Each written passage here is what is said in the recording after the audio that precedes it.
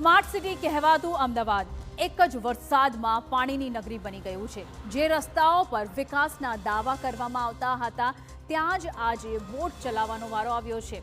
ઈસનપુરથી મણિનગર, શેલાથી વેજલપુર અને Ghuma બોપલથી helmet circle સુધી શહેરના અનેક વિસ્તારો જળબંબાકારની સ્થિતિ તમામ જગ્યાઓ પર સર્જાઈ છે અને વરસાદ બંધ થયાને કલાકો વીતી ગયા છે છતાં પણ પાણી ઉતરવાનું નામ જ નથી લઈ રહ્યું।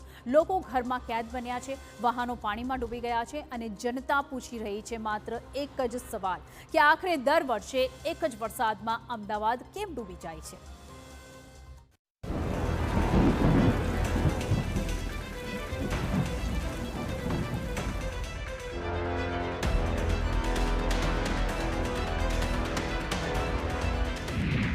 रस्ता बनी गया नदी, शहर बन्यो टापू।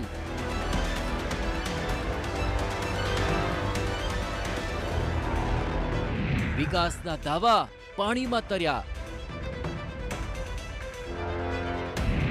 अमदावादमां वरसादी आफतनो कहर। बोट पर जनता, जवाब शोधता लोको।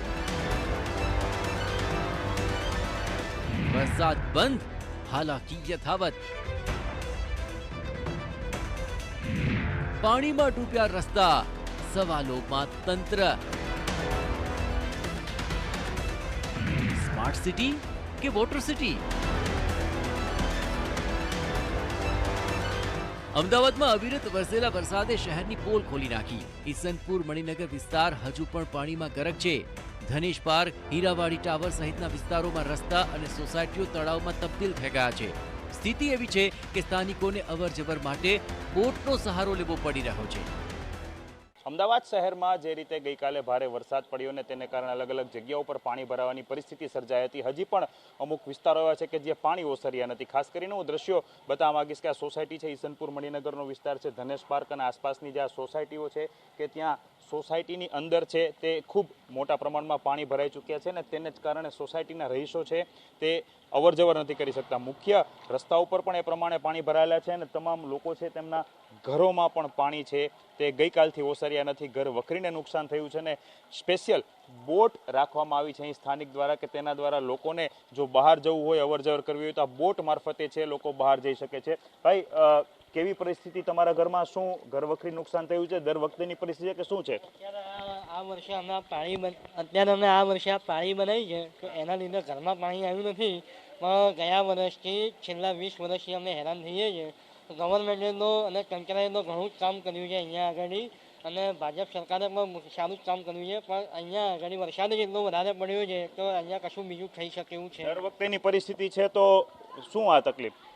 દર વખતે પાણી આ વરસાદ વધારે આવે તો પાણી ભરાઈ જ જાય છે, લગભગ 20 વર્ષથી।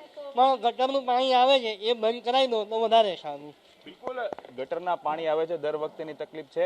ખાસ કરીને આ વિસ્તાર છે કે જ્યાં દર વખતની આ પરેશાની છે ને તેને લોકો હવે સ્પેશિયલી ભાઈ તમને હું પૂછીશ, બોટ લેવાનું કારણ શું? કેમ કે તમે કીધું કે વરસાદને કારણે, પાણીને કારણે, શું કામ આ વસ્તુ શું કામ? એમ હવે એવું છે કે આ બી એક જીવન જરૂરિયાતની વસ્તુ થઈ ગઈ છે અમારી માટે ચોમાસામાં, કે બહાર નીકળવું, કંઈ બી લાવવું છે તો એની માટે આનો અમે ઉપયોગ કરીએ છીએ। એટલી બધી વિકટ પરિસ્થિતિ હોય છે કે બોટનો ઉપયોગ કરવો પડે છે? કમર સુધીના પાણી થઈ જાય છે અહીંયા અને ઉતરતા પછી વાર લાગે છે, 5-6 કલાકે પાણી ઉતરે તો ઉતરે। અત્યારે જે પાણી છે એ ગઈકાલે જે વરસાદ પડ્યો ત્યારનું એમને એમ છે। તમે બાજુની સોસાયટીમાં રહ્યો છો પણ બહાર નીકળવા માટે લોકો તમારો સંપર્ક કરે છે કે ભાઈ બોટ લઈને આવો? હા, કરે, સંપર્ક કરે એવી રીતે બી। અને દર વખતે આ મુજબ ઘરમાં પાણીને વિકટ પરિસ્થિતિ હોય છે? દર વર્ષે આ પરિસ્થિતિ હોય છે। કેટલી સોસાયટીઓ છે આસપાસની આવી? અહીંયાની 4 સોસાયટીઓમાં પરિસ્થિતિ છે। બિલકુલ, આ જે ધનેશ પાર્ક ને આસપાસની 4 સોસાયટીઓ છે કે ત્યાં આ મુજબની જ પરિસ્થિતિ રહે છે અને તેને જ કારણે આ ભાઈ છે તેમણે સ્થાનિક છે તેમણે બોટ વસાવી છે અને સ્પેશિયલી કોઈને પણ બહાર નીકળવું હોય વિકટ પરિસ્થિતિમાં તો તેમનો સંપર્ક કરે છે અને તેઓ છે લોકોને રસ્તા સુધી પહોંચાડે છે। મણિનગરના ગોપાલચોક વિસ્તારમાં છેલ્લા 15 વર્ષથી વરસાદી પાણીની સમસ્યા હજુ યથાવત છે। અરુંધતી સોસાયટીમાં કમર સમારણા પાણી ભરાયા અને લોકોમાં ભારે રોષ ફાટી નીકળ્યો। વરસાદી પાણીના નિકાલ માટે પ્રી મોન્સૂન એક્શન પ્લાન દર વર્ષે તૈયાર કરવામાં આવે છે, પરંતુ આખરે તેમ છતાં વરસાદી પાણીનો નિકાલ કરવાની કોઈ વ્યવસ્થા, કામગીરી યોગ્ય રીતે થતી નથી। તેના આ પુરાવા છે કે વર્ષોથી એક જ જગ્યા પર પાણી ભરાવાની સમસ્યા જેમની તેમ છે. પારાવાર હાલાકીનો સામનો લોકોએ કરવો પડે છે.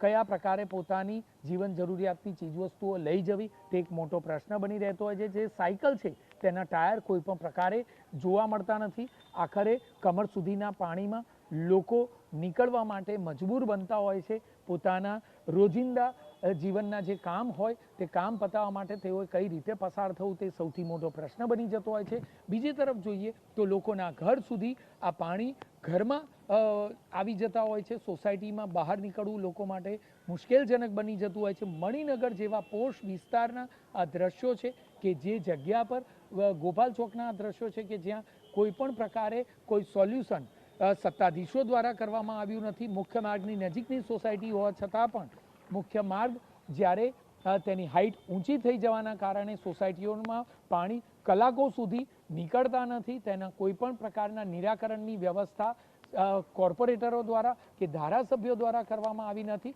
અને ભારોભાર રોષ લોકોમાં આ તમામ વ્યક્તિઓ પ્રત્યે જોવા મળી રહ્યો છે કે આખરે નિરાકરણ ક્યારે અને કેવી રીતે થશે તે સૌથી મોટો પ્રશ્ન છે. અમદાવાદના સૌથી પોસ્ટ વિસ્તાર ગણાતા શેલાની સ્થિતિ પણ કફોડી બની ગઈ. આકાશ રેસિડેન્સીના બેઝમેન્ટમાં વરસાદી પાણી ભરાયા અને અનેક વાહનોને નુકસાન થયું. સ્થિતિ એવી બની કે લોકો પોતાના ઘરની બહાર નીકળી શકતા નથી. બહાર રહેલા લોકો પોતાની સોસાયટીમાં પાછા ફરી શકતા નથી. સ્થાનિકોના દાવા મુજબ બાળકોને શાળાથી ઘરે લાવવા માટે ટ્રેક્ટરની મદદ લેવી પડી. છેલ્લા 3-4 વર્ષથી ડ્રેનેજ લાઈન બેક મારે છે અને અમારો આગળનો ભાગ તો આમે ભરાતો હતો. પણ આ પહેલી વખત એવું બન્યું છે કે સોસાયટીના બહારની સાઈડથી મતલબ મેઇન રોડ પરથી લગભગ 1.5-2 ફૂટ પાણી બિલકુલ અંદરની સાઈડે આવ્યા અને અત્યારે આખો જે બેઝમેન્ટ એરિયા છે પાણીથી ભરાયેલો છે. બહાર જવા માટે ન દૂધ કે શાક માટે કોઈ જગ્યા છે, ન આવવા જવા માટે જગ્યા છે. કેટલાય મેમ્બર બહાર ફસાયેલા છે. એ લોકો રાહ જોઈ રહ્યા છે કે એમને ઘરે કેવી રીતે આવવું. પારાવાર મુશ્કેલી છે. સ્કૂલ બસ કે જે બાળકોને અહીંયાથી મૂકવા માટે જઈ રહી હતી એ સ્કૂલ બસ પણ ગતકાલે અહીંયા બંધ થઈ ચૂકી હતી અને ત્યારબાદ પોલીસ દ્વારા એ તમામ બાળકોનું રેસ્ક્યુ કરવામાં આવ્યું હતું અને એમના ઘર સુધી એ તમામ બાળકોને પહોંચાડવામાં આવ્યા હતા. અહીંયા જ્યાં પણ જે પણ તરફ આપ જોઈ રહ્યા છો એ તમામ બાજુ આ પ્રકારની સ્થિતિનું નિર્માણ થયેલું આપને જોવા મળી રહ્યું છે. આ તમામ દ્રશ્યો ગઈકાલે પણ આ પ્રકારના સર્જાયેલા હતા અને આજે પણ આ જ પ્રકારની સ્થિતિ છે અને આ અગાઉ પણ આ પ્રકારની સ્થિતિ થઈ ચૂકી છે. મહત્વનું છે કે આ નવો ડેવલપ થયેલો વિસ્તાર છે. નવા ડેવલપ થયેલા વિસ્તારની આ પ્રકારની સ્થિતિ થઈ છે ત્યારે સ્થાનિકો પણ એ પ્રકારનો આક્રોશ વ્યક્ત કરતા હતા કે જ્યારે તેઓ રહેવા આવ્યા હતા ત્યારે એમને આશા અપેક્ષાઓ હતી કે નવા વિસ્તારમાં તેઓ જઈ રહ્યા છે અને એના કારણે સારી સુવિધાઓ એમને પ્રાપ્ત થશે, પરંતુ ખરા અર્થમાં અહીંયા એ પ્રકારની સુવિધાઓ એમને જોવા નથી મળી રહી. શહેરના અન્ય વિસ્તારોની સ્થિતિ પણ કંઈક અલગ નથી. વરસાદ બંધ થયાના 12 કલાક વીતી ગયા છતાં પણ હેલ્મેટ સર્કલ પર પાણી ભરાયેલા છે. બંધ પડેલી કારો રસ્તા પર ખડકાઈ ચૂકી છે. ગુજરાત યુનિવર્સિટીથી હેલ્મેટ સર્કલ તરફ જતા વાહનોને ભારે હાલાકીનો સામનો કરવો પડી રહ્યો છે. અમદાવાદમાં પડેલા ધોધમાર વરસાદે જનજીવન પર ભારે અસર પડી છે. હજી પણ અમદાવાદ શહેરના અનેક વિસ્તારો પાણીમાં ડૂબી આવ્યો તેવા દ્રશ્યો છે તે જોવા મળી રહ્યા છે. આ અમદાવાદનું હેલ્મેટ સર્કલ છે કે જ્યાં રોડ પર તમામ જગ્યાએ હજી પાણીમાં જોવા મળી રહ્યા છે. જોઈ શકાય છે કે આખું હેલ્મેટ સર્કલ છે કે જે પાણીમાં ડૂબ્યું હોય તેવા દ્રશ્યો આ જોવા મળી રહ્યા છે. આ સાથે જ વરસાદને પગલે જે ગાડીઓ જે છે કે જે બંધ પડી ગઈ હતી અને જે કારના માલિકે રોડ ઉપર જ આ ગાડીઓ છે કે જે મૂકી દીધી હતી અને જેના કારણે જ હેલ્મેટ સર્કલ અને ગુરુકુળ જવાના બંને સાઈડના રોડ છે તે રોડ હાલ બંધ છે. એટલે કે અહીં વાહન વ્યવહાર છે તેને ભારે અસર છે તે પડી છે. આ સાથે જ વરસાદ વરસ્યોને 16 કલાકથી 18 કલાક જેટલો સમય પડી ગયો છે. હજી ઝરમર વરસાદ વરસી રહ્યો છે, પરંતુ અહીં હેલ્મેટ સર્કલ પાસે પાણી છે જે ઓસર્યા નથી અને જેના કારણે જ અહીં વાહન ચાલકોને ભારે હાલાકીનો સામનો ઉઠાવવો પડી રહ્યો છે. પૂર્વ અમદાવાદના ભૈરવનાથ રોડ પર તો લોકોનો ગુસ્સો ચરમસીમાએ છે. વરસાદ બંધ થયા બાદ પણ પાણી ન નીકળતા સ્થાનિકોએ કોર્પોરેટર અને ધારાસભ્યો સામે નારાજગી વ્યક્ત કરી. લોકોનો આરોપ છે ચૂંટણી સમયે મત માંગવા આવતા નેતાઓ આજે વિસ્તારમાં ફરકતા કેમ નથી. અને જ્યારે વરસાદ આવે છે ને ત્યારે આ નરકમાં અમારે જીવવું પડે છે. 2 દિવસ પાણી પીવાના પાણી નથી આવતા. આજે પીવાનું પાણી નથી આવ્યું, કાલે પીવાનું પાણી નથી. 24 કલાક થયા છતાંય પાણી ઉતરતું નથી. અને ડિવાઈડર વચ્ચેની ગટરના ઢાંકણા ખોલવા માટે મેં 500 ફોન કર્યા છે દક્ષિણ ઝોનમાં, પણ કોઈ ઉઠાવતું નથી. મણિનગરના કોર્પોરેટરો વોટ લેવા હોય ત્યારે અહીંયા આવી જાય છે, પણ જ્યારે ચૂંટણી પતી જાય છે પછી કોઈ જોવા નથી આવતું. અને મોન્સૂન સિઝનમાં ગટરના પ્લાન સાફ પણ નથી થતી, ગટરો સાફ નથી થતી એટલે ઘરમાં પાણી આવી જાય છે. હર વર્ષે મારે 25-30 હજારનું ઘરમાં. વેજલપુરમાં આવેલા શ્રી નંદનગર પાસે હજુ પણ વરસાદી પાણી ભરાયેલા છે. બેઝમેન્ટમાં પાણી ભરાતા લોકોએ વાહનો રસ્તા પર મૂકવાની ફરજ પડી ગઈ જે તરી રહ્યા છે. અગાઉ પણ વરસાદને કારણે લોકો નુકસાની ભોગવી ચૂક્યા છે. અત્યારે હું વેજલપુરના શ્રીનગર વિસ્તારમાં છું કે જ્યાં વર્ષોથી એકની એક સમસ્યા છે પાણી ભરાવવાની. સમસ્યા એકની એક છે, સમાધાન કોઈ પ્રકારનું આવતું નથી. લોકો હવે હેરાન પરેશાન થઈ ગયા છે અને ક્યાંક તો એવું જોવા મળી રહ્યું છે કે લોકોને જાણે આ સમસ્યાની આદત થઈ ગઈ છે, કેમ કે કોઈ જોવા નથી આવતું. તંત્ર દ્વારા કોઈ પ્રકારની પાણી નિકાલની વ્યવસ્થા નથી કરવામાં આવતી. આ દ્રશ્યો આપ જુઓ કે જ્યાં મોટા વાહનો છે પાણીમાં ડૂબી ગયા છે. 2 વ્હીલર કેવી રીતે લોકોને ઘસેડતા લઈ જવાની ફરજ પડી રહી છે. અત્યારે જનજીવન સામાન્ય ખોરવાઈ ગયું છે. જો શાકભાજી લેવા જવું હોય, કોઈ કામગીરી કરવા માટે જવું હોય તો પણ આ ધસમસતા પાણીના પ્રવાહમાંથી તેઓ જાય છે.